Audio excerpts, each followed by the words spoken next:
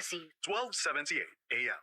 Samantala marami pong, artist ngayon sa Mm. bansa ano, pero kayo po sir specifically meron kayong kakaibang style when it Yeah. comes to arts ano. So kailan niyo po naisip na kailangan ninyong gumawa ng sariling pagkakakilanlan bilang pentor? Bata pa man ako, nandun na yung mga style, mga estilo Mm. kung paano ginagawa. Yung estilo sa buhay, lalo na sa pagpipinta 'no, ano naman yan, darating yan, Kung ano yung paborito kong estilo nung bata, yun pa rin hanggang ngayon, parang gano'n. Mm. Pagyamanin mo, yun the best talaga.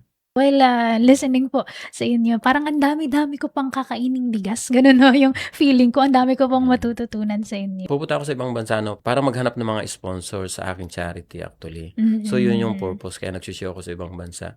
Pero ang estilong ginagamit ko dito, yung paggamit ng kamay, daliri, kuko. So yun lang 'no, walang brush. At the same time, Mm. yung paggamit ng 4 na kulay, red, yellow, blue, white. So dun lang ako Mm. umiikot. Then nakikipag-partners ako sa mga musician. Dito sa Pilipinas, mga celebrity musician ng ating mga Mm. partners yan.